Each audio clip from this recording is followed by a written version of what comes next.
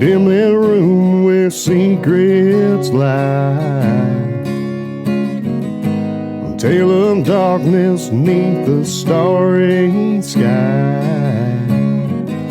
And gunroom echoes with walls painted black. Whiskey will whisper secrets, no turning back. Gun rooms and bourbon, danger. Hey, welcome everybody to Drunk Dudes in a Gun Room. Hey, today I've got Dave and Stacy with 22 Mohawks. How you guys doing? Good. How are you, Donald? Thanks for having us. Good, thank Great, you. man. Thanks for coming on.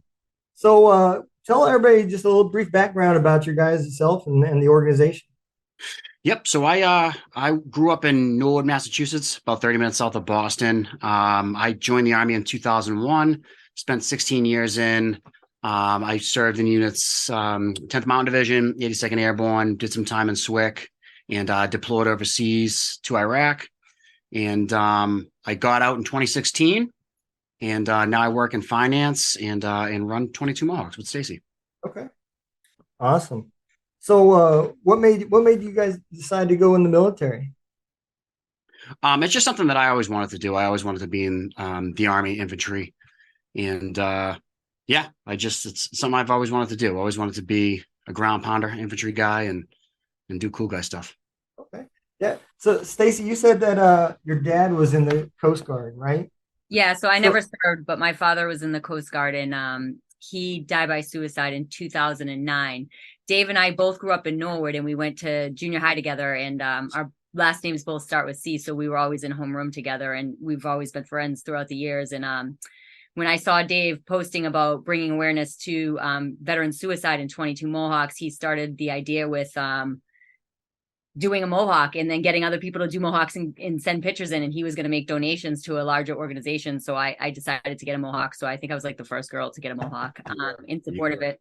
That's and it's awesome. just been destiny ever since. Totally. Yeah. So you're actually the first person on the show that has been related to the Coast Guard. So congratulate you on that. So what was it like being growing up with your dad in the Coast Guard? It was interesting, but he always had a love for boats and stuff, so that's what I really remember the most. And it's funny, so he always like knot tying and stuff was like one of the biggest things. I don't remember most of my childhood, but one of the things I always remembered was like he always had this obsession with like knot tying and different things like that in boats. So everything he had, like boat stuff, water stuff. And it was funny because Dave, one year, I think it was for Valentine's Day. Yeah. He got me this awesome like display with all the knot tying of it. It was something that I would always talk about that my dad always used to have that I absolutely love. So that's probably like the most profound memory that I have. Yeah. Okay. So I'm not real familiar with the Coast Guard. Do they PCS and move around like the regular military does, or are they pretty much home stationed? Because I know they do deploy, and I know they do go to like overseas, like Puerto Rico and stuff like that. But I don't know how orders and stuff like that come down. So, Yeah, it's similar to the DoD. But there's a huge presence here in Cape Cod with the Coast Guard. okay. I forget what the name of the base. I think they're actually on Otis Airfield, and then there's the I don't know if they're on the Charlestown Navy Yard, but there's a big Coast Guard presence here in the Bay in Boston. But yeah, they do ETS and PTS just like the Department of Defense and Army and Marines and stuff. Okay, awesome. So you say you were in 10th Mountain, huh? 10th Mountain. Yep, Yeah. So yeah. I had Jared Taylor. Are you familiar with Jared? God, yeah, that name rings a bell. Yep. He was in 10th Mountain. He wrote a book about his time in Iraq and Africa and everything while he was in 10th Mountain. So yeah, I was in 214, 2nd Brigade, and that was the same. So 214 was the same. Just a history check here. It was the same unit that deployed to Mogadishu with Ranger Regiment and Delta Force for Black Hawk Down. So they were the unit that came in and actually cordoned off the area to go in and get the Delta guys and the Rangers. okay. Yeah, I was in the 160th for 10 years. So No way. Yeah. Okay. Yeah. All that's right. awesome. So let's talk a little bit about as far as the organization. So what is the goal and what do you guys offer and all that sort of stuff? Yeah. So everyone knows the number 22, right? So 22 high average of vets that die by suicide every day. The Mohawk just kind of represents the stigma and the vet, right? I was trying to think of a way to kind of create excitement around it to kind of get attention to veteran suicide awareness, right? Have you heard of the Ice Bucket Challenge? I have. With for ALS, people dump ice on them to bring awareness to ALS.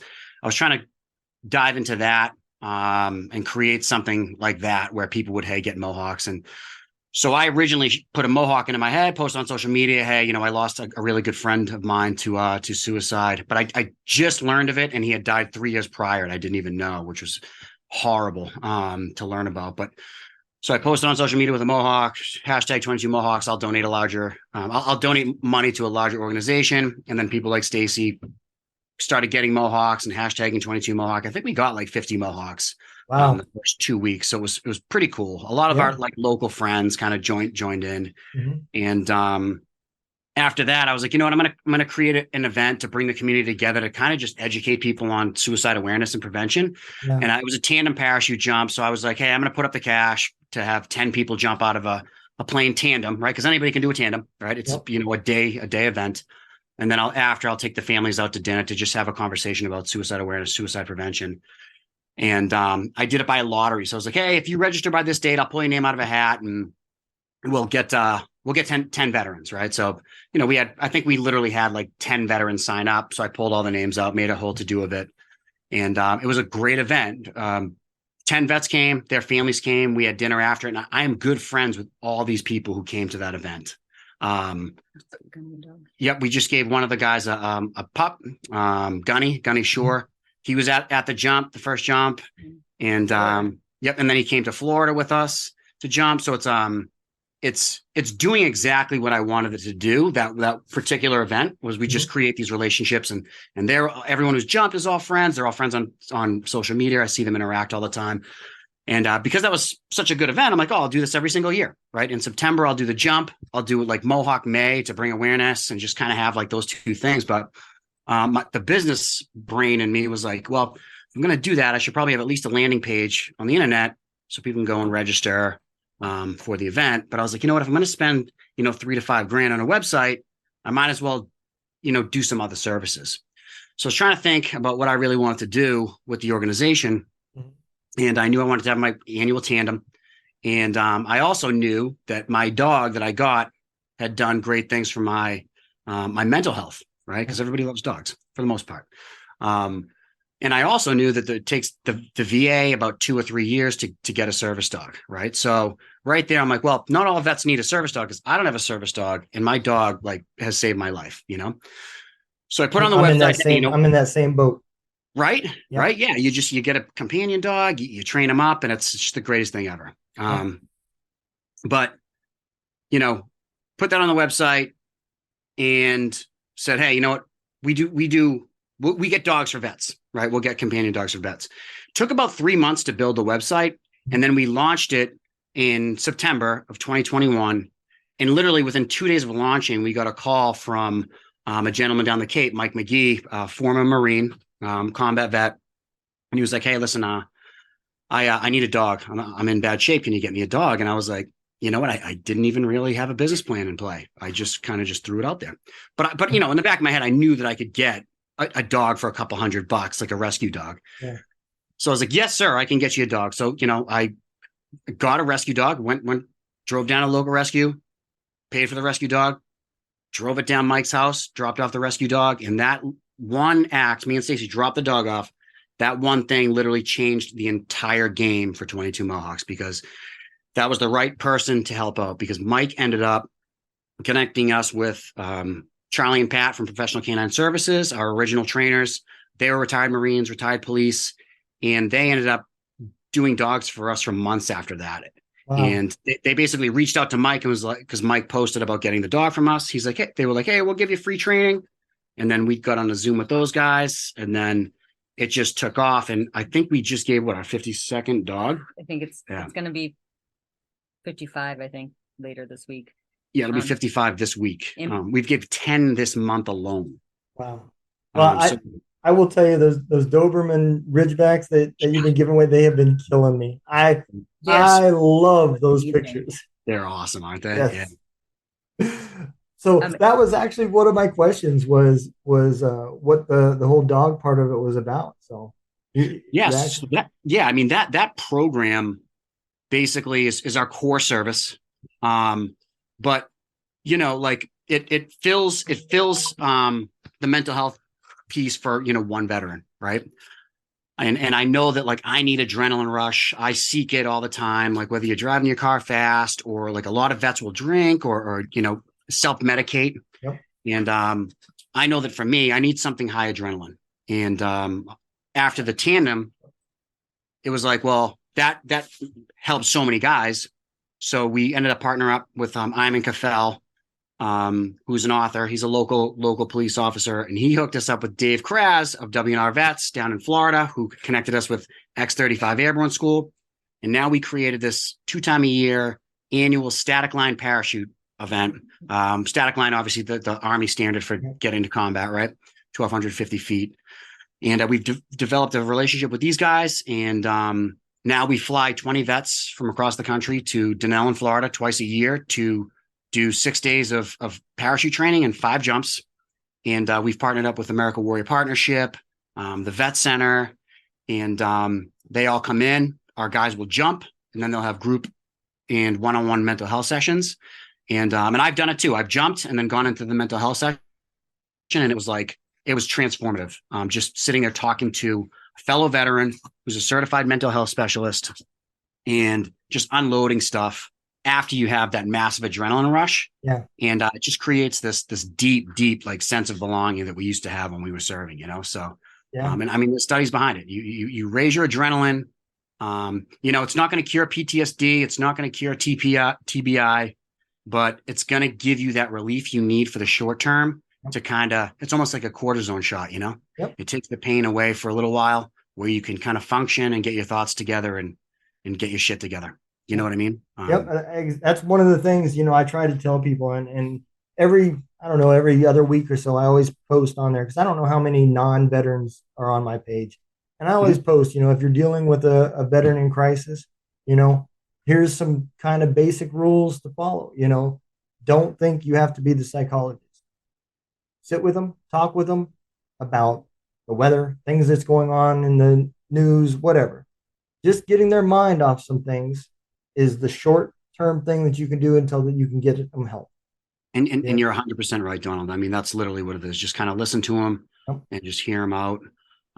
It's like you think back to your time when you first got your firearm, your rifle, and you grew up in the ranks and you go to combat and you literally fight for your life with people who are more family than you're actually family members, right? And you literally fight for your life and you win. You go back, you sleep maybe, and then you go back out and you do it again willingly, knowing what the consequences could be. And there's nothing in the world after that can ever create that feeling again of actually fighting for your life. And I think that what happens is guys come back and they're like, wow, I'll never be as good as I was back then. And they just lose their sense of who they are and belonging. And I mean, it's tough to think about, but the one thing I always get from civilians is when they talk to veterans, they always say, it seems like all you guys always say that you'd rather go back there than be here. And I tell them, I said, because it's easy. You get up, you do your job, you stay alive, you go to sleep, wash, rinse, repeat. You don't have any of the outside distractions that's going on, the bills, the drama, so-and-so's doing this. And you don't have any of that stuff, no. And so when you come back and you have the problems that you're bringing back with you, well, it makes real life that much harder. That's right. And now, you can't, just for a real quick example, so I've now entered in the corporate world. And when I first got out of the military, I went straight into truck driving. I owned a trucking company and I worked for myself. And some things have changed with COVID and everything and my mom's health. So I ended up closing my business and moving down here to Missouri to help take care of her. But, I had my boss call and say, hey, your guys did this and they're supposed to do it this way. And I wasn't at work. And I said, okay, well, tell them if they didn't want to do it, they can do it tonight. And he's like, what do you mean? I said, just tell them they're not going home until it gets done. Right. And he's like, oh, no, you can't do that. I'm like, well, it worked in the Army. Trust me. Yeah. Yeah. You know, so Exactly. you have to deal with the differences that's out here. And that's not the way we've been trained to deal No. with it, you know? Well, it's funny. Like, you come home, maybe twice a year, right? You get your 4 weeks a year. You come home, you see everybody, you get just enough of everybody where it's like, all right, I'm out. And then you Yep. go back and you put the uniform back on again. But then when you actually get out UETS and you can't go anywhere, you're like, oh shoot, I got my 2 week fix here. Like I don't want to be around anybody anymore. Like Yep. I have nothing to say to you guys because you don't get it. Yep. Um, and it sounds cliche, but it's the truth. It is at any stretch, at any level. You can't really disappear like you used to. It's like a massive routine, especially people who served a good bit, a couple terms. Yeah. Oh, yeah. And the units like you mentioned, so like Third ID, 10th Mountain, 82nd, 101st. I mean, when 9/11 was kicking, I mean, we were just on that train. You were either deployed or you were training to deploy. Yep. And I tell everybody, you literally the truth of the matter is you got 3 months every 2 years with your family, because the first 3 months when you come back from deployment, that's when they let you get with your family, and they try to keep everything relaxed and easy. But after that, you start training. Yep. Within the 6 month part, you're finding out you're getting orders. And by the time your year's up of dwell time, you're gone again for another year. Mm-hmm. And it was an endless cycle. I mean, I did 68 months out of my 20 years in combat. What did you do for 160th? I was a mechanic. I was Gotcha. Awesome. I worked on the Hemet fuelers and stuff like that. Good for you. So, Good for you. Yeah, that's awesome. yeah. And if there's special operations like pilots. Yep. Yeah, it was the best 10 years of my life. I absolutely loved it. And when I got older and closer to retiring, they changed it from a volunteer unit to DA Select. So they started yanking the people that had been there for a long time, and Yeah. and they offered me a motor full position over in the Ranger with the 75th. And Yeah. I'm like, man, I'm like 36 years old. I don't think I want to go to Ranger school now. So I went. Have to. Yeah. Yeah, and I asked that question. I was like, do I have to go to Ranger school? And they're like, yeah. I'm like, no, I think I'm just going to go back to the regular Army. So at that point, I decided it was time to retire. So I went back to the regular Army. I did a year in Qatar, then I came back to Fort Stewart and retired. Yeah, gotcha. Yeah, that's awesome. Yeah, and that was kind of the pull for us when we started this, was the lack of, there just was no camaraderie. So like you said, I got a dog when I was driving truck. It was probably the worst thing that I could have done as somebody. I didn't even realize I had PTSD, and I put myself in a truck driving 650 miles a day, 6 weeks at a time, just thinking. And things got worse and worse for me. And like you said, I got a dog and put the dog in the truck with me, and me and hers. I don't care if I'm going just down the street to get something to eat. She gets in the car with me and she goes with me. Absolutely. So yeah, I completely agree, and that is an awesome service to provide, because there's a lot of scammy companies out there that are trying to sell you fake licenses and stuff. So by them going through an organization like yourself, it's putting them with a trainer, and I'm a firm believer that the handler needs to be trained as much as the dog needs to be trained. Oh, absolutely. Yeah. No, even probably more so than the dog itself. Yeah. Because if you don't know how to control it, right, control the dog, then you're in trouble. Right. Absolutely. So, do you guys have any other chapters, or are you guys pretty much just up in the north? Or we have some people all around, and we're looking to expand. And we have Risdon in Ohio. Ohio. We have some people. We have some people in Virginia, North Carolina. We had a gentleman drive from Virginia all the way out here with some pups for us that he had bred. Wow. He was from Indiana. He drove, and then he drove through. He bred some dogs, drove to Virginia, dropped a dog for us, and then drove up and dropped 2 more dogs for us up here. Yeah, it was really That's cool. awesome. Man. Aaron. Yep. Yep.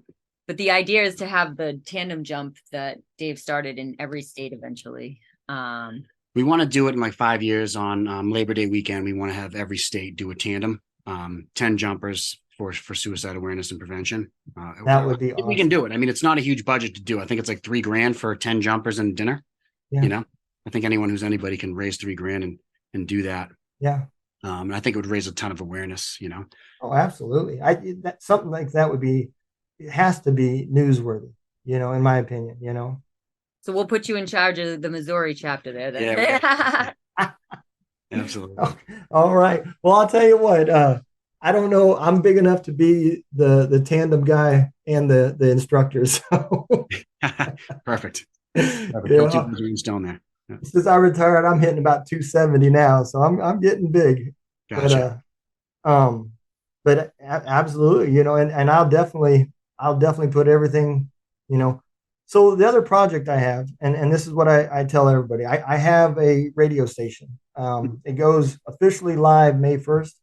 But it's strictly for veteran musicians, comedians, podcasters, and it's just a platform for them to get their stuff out. So it's licensed through BMI, Yep. and I take all the nonprofit organizations that I interview, and I make up commercials for them, you know, and then I send it to them and make sure they're okay with it, and I put that on the radio station as advertisement space for them, you know, and it's been a long going project, but we're finally almost down to the final stretches. So that's huge, man. Yeah, congratulations on that, Donald. I appreciate it. Yeah, you know, for sure. I think if nothing else, it at least gets some of these artists paid. You know, I mean, they're going to collect, it's pennies on the dollar, but they'll collect royalties from everything that's playing. And I don't know if you've heard of them. Have you ever heard of Operation Encore? Yeah, so that's actually funny that you say that, because we're actually doing a bike ride. So I don't even know if I spoke to you about this yet. Ken and Linda, I believe it is. From where we're from, Norwood, there's a Norwood Rotary Club. They're putting together a motorcycle ride for us in September. And he actually just brought that up, Operation Encore. And we're actually going to utilize them to have somebody from there be one of the bands that plays. Oh, That's yeah. awesome. So he kind of went through that whole, that's very funny that you mentioned that. So I otherwise wouldn't have known, but I just learned about it the other day. So my big push with them is they've been trying to find a radio station that would dedicate, you know, volunteer an hour of airtime to play nothing but veteran musicians. And they can't find anybody that's willing to do it. Wow. So, you know, when I talked to him, and he kind of, Guy is the guy, I don't remember his last name, but Guy is the guy that kind of helped me navigate through the royalties, because I had the idea, my heart was in the right place. I just didn't know how to navigate it. And Sure. So he kind of helped me, and then Shannon Book, one of the musicians, helped me. So now that I'm licensed, they'll start getting royalties and everything else. So I'm going to go back to him and try to make that happen for him, to give him at least an hour, you know, 2 hours of nothing but airtime. Call it, you know, the encore hour or something. I don't care, you know. Yeah, that's great. Yeah, it's funny. It's weird that no station would be up for that. You would think that they would, you know. Yeah, I've seen it, and it does happen, I guess. But some of these places, when they get big, they start seeing dollars versus missions, and you know, it's a fine line, and I was walking it. I ain't gonna lie, with this radio station, because I didn't want to create a business. I really didn't. I owned a business. I know the headaches that come along with it, and I really didn't want to go down that route. But I wanted to see this through, so I didn't really have a choice. But yeah, you know, when I first started, I thought, well, I'll just get an online radio station and we'll just start playing veterans music that will give them to me and let me play it. And then I learned, that's not so easy. Right. Yeah, exactly. I bet it's not. I mean, I don't know, but I bet it's not. It's easy if they haven't licensed with anybody, but if they're licensed with any of the copyright companies, well, you still owe them money for playing it, even if the musician don't want nothing. We should get you connected with Chris Meyer from Vet Rep Theater. Have you heard of Havoc Journal? I have not. So Havoc Journal is a big, it's basically a veteran-owned writing company. So it's like poetry and writing and artists and stuff. But one of the guys that is part of that also runs what's called Vet Rep Theater. Okay. His name is Chris Myers, and he does like acting and theater, and he has a podcast called Vet Rep Theater, and he does like all artists. And we went to, he had a huge festival up in upstate New York, And he had a bunch of artists come and play and sing and stuff, all types of music too, like country, rock and roll, and they're all veteran operated, bands and stuff. But we could definitely connect you with him. I mean, you can at least have a conversation, right? Yeah, absolutely. I'd love to sit down. I don't say no to anybody, man. I'll sit down with anybody and talk. So yeah, I would love to, man. And that's the great thing about podcasting is it starts networking people and you start seeing different avenues. I put a lot of groups together to hopefully, collaborate and do something because we all got the same mission here. It's about taking care of veterans, Yep. Yeah. and if anybody thinks that they're going to get so big, they're going to do it by themselves, they might want to look at the VA because the VA is big enough to do it by themselves, but it ain't getting done. No, no. You're so right. And I think we all need to kind of do it all together. You know what I mean? But like you said, once certain people see money, they have this thing called mission drift. Yep. And it drifts right towards the dollars instead of what happened. And, it can happen to anybody. You just need someone that's going to pull you back in, Yep. Yeah. And you look at Wounded Warriors, they kind of veered off and they, made some personnel changes and it looks like they're doing better, but yeah, no, I think so. I mean, they're a great organization. They help tons of veterans. You know what I mean? I think they just made a mistake on the spending side, but that's I think they learned from it. Yep. So, how long do you say that your organization's been around? Yeah, so we started in April of 2021 is when we started. Okay. And then it really, we became a 501c3 in September of 2021. And that's really when it really took a turn for massive growth, really. It was like overnight, we were just given dogs and being part of the community and be invited to, speak at places. And because I mean, we're in a bunch of different communities, right? So like I work in finance, my day job. So we also partnered with Northwestern Mutual to do finance classes. So we do investment in basic finance. So we're in that space. And then we do like a book club, which brings people all across the US. And it's cool. It's like a month-long thing. We read a book and talk about it. We also have we do the dogs, we do the jumps. So we're in the canine community where we have like trainers, we have like local people who just love animals that want to come and see animals.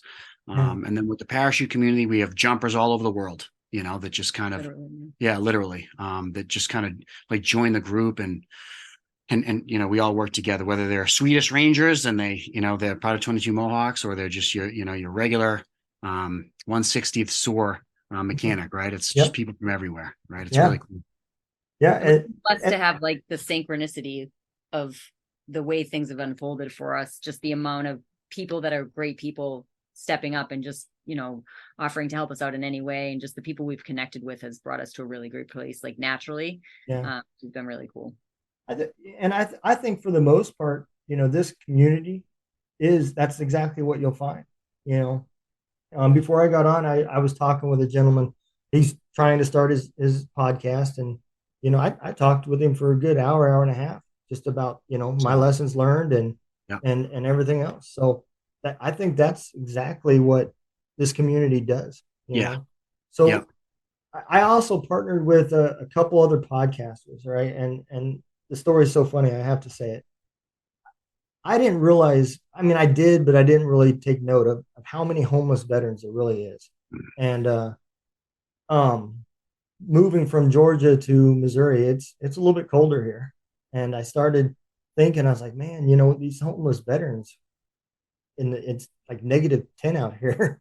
What are they doing? And so I decided this year I was going to do like a thing to try to raise as many jackets and wet weather gear and blankets, and was going to pass them out to homeless shelters to the veterans. And I was talking with another podcast, and he's like, well, we should all partner and do that. We can make it a little competition. He said, we'll call it the jacket off. And I started laughing. I said, absolutely, that's what we're going to do.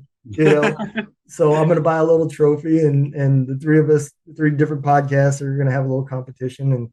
And at the end of the day, hopefully a lot of people get warm, and a little chuckle out of what we call it. So, I think that's what this community is about, man. Is making people laugh and everybody finding their little part. I kind of associate this community as like before the game when you see them unroll the flag and everybody's out there making the flag wave on the. That's kind of how I see this community. Everybody's got their little piece that they're doing to make it better, whether it's giving dogs or just talking to people and networking or Yep, whatever. You know, that's what it's going to take to make it better. And it is. Yeah. and I I, mean, I think what you guys are doing is absolutely amazing. The the dog part of it has always been an interest in me. Um, and it's because I did the same thing that probably most veterans did. You know, everybody says get a service dog, so you start Googling it, and then mhm, you find take your pet anywhere to any hotel, pay mhm, this, and we'll give you your license. And a lot of people, you can't find legitimate information out there. It's really tough. And Mhm. if you find a legitimate agency that does provide service dogs, well, then you get upset because you find out it's like a 5 year wait yeah, it's a long to time. to get one. You know, It's and like a 3 year wait to get on the list, and then once you're on the list, it's like a 2 year wait to have that dog trained. yeah, yeah. And I think the sad part it is a lot of veterans mix up that whether they need a service dog versus just a Mhm, companion. that's Mhm. right. you know. And for me, when I got my dog, I literally picked her out from through the phone. My son, him and his fiance had a litter, an unexpected litter of 13 puppies, and she's a black mouth cur is what she is. And man, when he held her up, I said, "That's the one. That's the one I'm gonna take." And man, she rode with me for about 2 years in a truck, you know, and we've been through some stuff together. So I mean, yeah, it builds that bond, man. And that's when I realized, well, I don't need a service dog. I don't, that I needed what I got. I needed Right. a companion, you know. Yep. So I think that is awesome, man, because so many more veterans are going to find help at a much quicker rate, you know. And plus the obedience training that they're getting and the how to handle dogs and all that stuff that they're getting with it.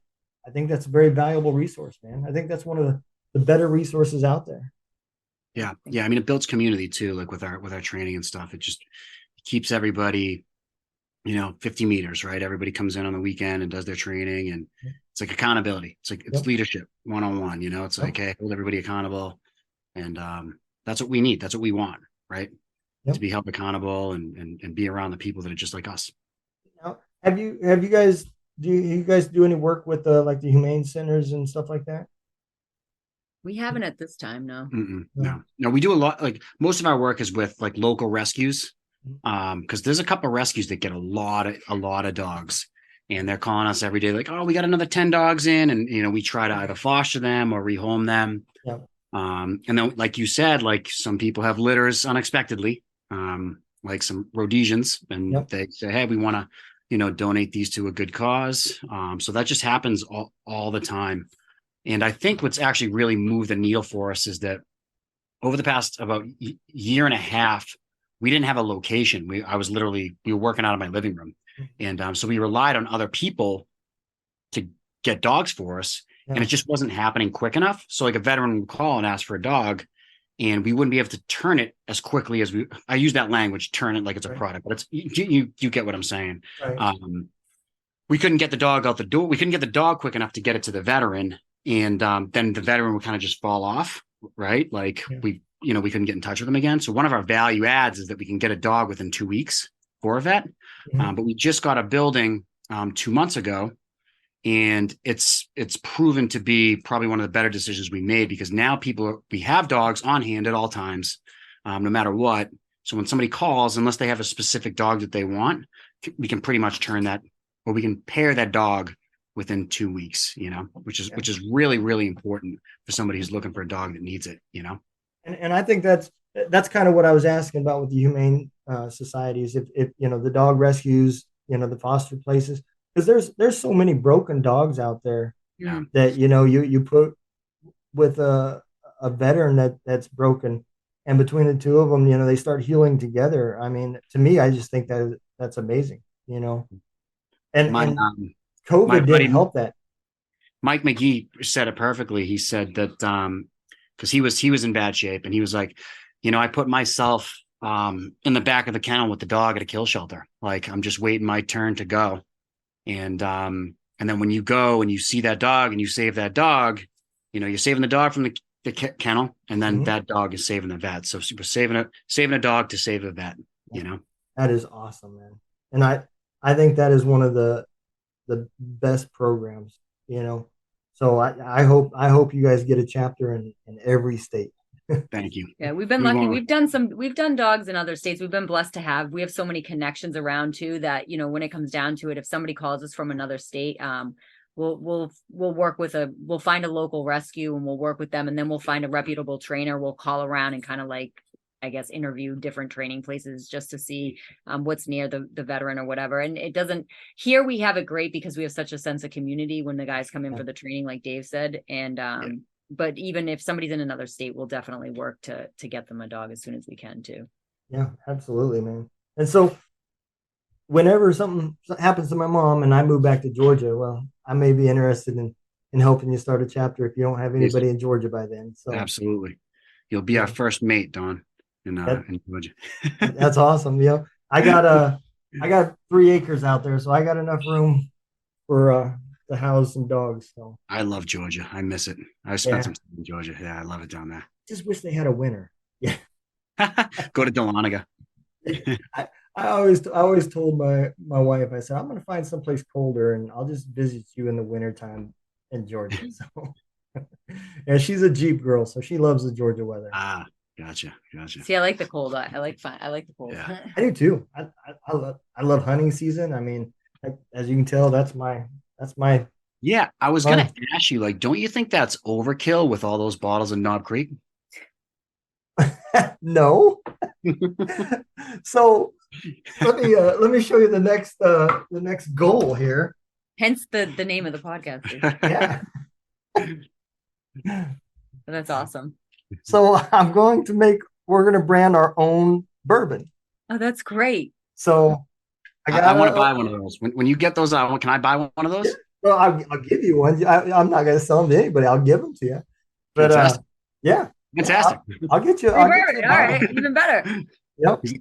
So a buddy of mine's providing the liquid, and I bought the barrel, and so we'll have about 1.5 gallons here in a couple of years.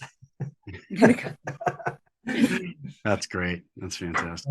But I thought that would be kind of a fun, I'm going to buy some little decanters that it's got our logo on it, and I'm going to pass them out for gifts and stuff. Yeah, it's really cool. Yeah. You're a busy guy, man. I like that. Yeah, all my kids are grown, and this is pretty much what I do, So and it makes it kind of easier right now because, like I said, my wife and grandkids and kids are all in Georgia, and I'm here with my mom in Missouri. So, how many kids you have? 2.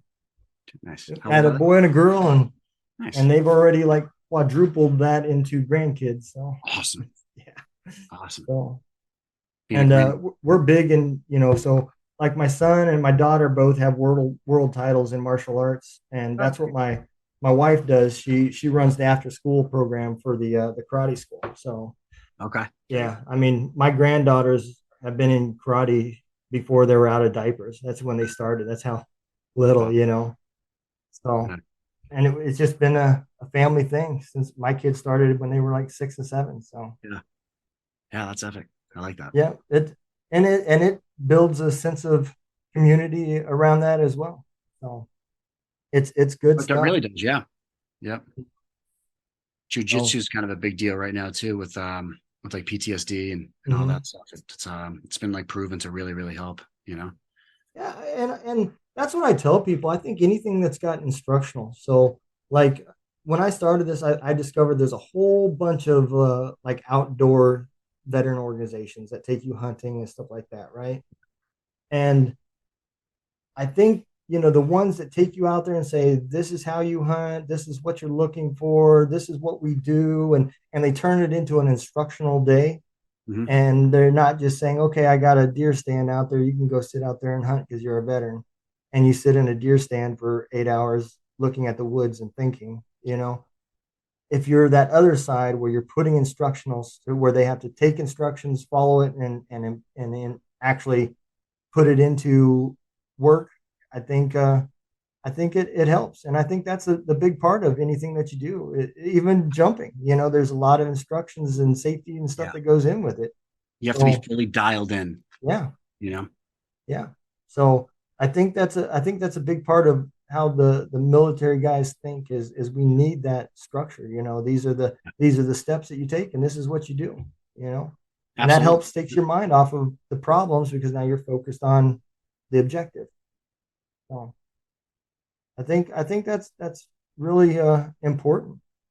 So how does what's the steps for somebody if they want to do one of your services? Do they go through your website or Facebook or Yeah, so we have on our Facebook pages, we have a lot of the events listed on Facebook. We, obviously all of our pictures and everything are posted on Instagram. But on Facebook, we have our events listed there. And also on our website, if you go under events, we have all of our fundraising events. And then, as Dave mentioned, like the financial education classes and stuff like that, you can register for everything on there. And then there's a separate link for our Pups for Vets. And then the application to get started is on there as well. So it's a pretty easy process. For the dogs, you fill out the form, send us a copy of your DD 214, and then Dave and I will jump on a call. We'll do like an intro call. We'll kind of see where they're at, what they're looking for, how soon they want the dog, where they're located, all that information. We'll start looking for the dog in that area. We do a Zoom call just to check out, the house type of thing, all that, make sure everything's okay. Sometimes if somebody needs like a help with more finances or whatever, we'll have them, get a co-signer or a family member, depending on where they're at, right, in life, right, because we obviously want to make sure always that the veteran's good and that the dogs are good as well. So we have just that whole right, process. And then from there, like Dave said, it takes about 2 weeks.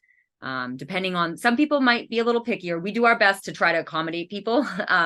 But so it depends on exactly what the person's needs are, because we can only, do with what we have, but right. it's typically like a 2 week turnaround. And then, some of these guys needs dogs right away, and we've been blessed to be able to provide them instantaneously almost, and put these guys in a better place. And it happens. And the messages we get and the conversations we have with, people that are part of this program is just invaluable. Yeah. So are the dogs normally spaded and neutered before they go to the veterans or? It depends. So like the litter we just got, obviously they're younger. Most rescues will spay them right off the bat, because that's the whole point, is they don't want to have dogs reproducing, so that they'll do that.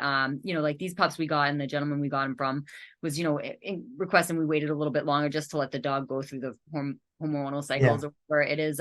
So depends on where we get the dogs from. Like Dave said, we predominantly get them from rescues, but then when we do get them from breeders, they may not be. But typically when they come from the rescue, they are. Okay. Yeah, yeah, because I mean, no, I don't like to think that there's bad people out there, but we all know there is. So, Yeah. You get somebody that says, "Well, I want a English bulldog that is this color," and instantly I start thinking, "Yeah, are you just trying to breed and make money?" And Right. so that's why I was kind of curious if that was one of the That's I things. actually never thought of that, but we have a pretty with even all, we've done over 50 something, like Dave said, dogs, and we're in contact with these people, and our organization is pretty small. We have some great volunteers. We have a woman named Tara who helps us out, Kylie. We have a bunch of people that are great, but predominantly it's a smaller crew, but we're constantly reaching out to these people. We have texts going crazy all the time. We're staying in contact with them. Part of our application, it says on there in the liability form, it's like, you can't rehome the dog, you can't, I'm going to put that in there, use the dog for breeding purposes, right? Things like that. We have that all in there. And then the dog technically is still owned by us until it's signed off on by a master trainer, so that we can make sure that the dog isn't having any issues, isn't abused, is being taken care of. We do, for people that aren't near us, we'll do Zoom calls to check in, which is a little different, but still we're in such good contact, and we're able to do that right now. As we grow, will it stay that way? Hopefully. But I think we've been really lucky that we haven't had any issues at all like that. That is awesome. Yeah, I'm definitely going to be a fan, and I will send as many people to you guys as I can, because I had a 2-hour conversation with a gentleman yesterday that wrote a book about PTS, about service dogs, and the more I talked to him, I became more and more convinced that, I think there's really just a bad interpretation. I think companion dogs probably are the more common of what people with PTSD really need. And I'm sure there's the service dog part is good for them too, but the amount of veterans when you start doing, I mean, when you go do a Google search and you start finding a bunch of businesses about something, that tells you there was a demand at some point for that. That's right. And we start seeing all these, service dog and stuff, man, I get nervous about it because I'm a dog fan myself, and I believe there's only 68 service dog companies in the United States that are actually certified by I don't know if it's like the ACA or the VA or something, but there's only 68 in the country that you can actually get a true service dog, because there's no real standards in the US, right? Like I could slap a service dog vest on my dog and be like, here he is, here's my dude, and then it'll like bark and pee all over the place, right? Yep. And that kind of ruins it all the time. Yeah. But like people will create their own standards, which they can. It's not against the law, but pretty quickly if that dog's a service dog. If you go on the subway here in Boston, a real service dog will get on that train, sit down, and not make a peep, not poo, not even look at you. Where when people have those quasi service dogs, they're jumping on you, and they have a vest on that's like I just seen that like 3 days ago at Walmart. An older gentleman had a service dog vest on his dog, and it wasn't a big dog, but it was yanking on the chain and trying to jump on other people and barking. And I'm like, and that's kind of where the stigma comes from. I know. It's one thing if it's like, hey, a service dog in training, and you like aware of it, and you say, hey, he's in training, he's out of his mind, and then you fix it, right? But it's one thing to call your dog a service dog. I took Winston I flew him to Denellen with us.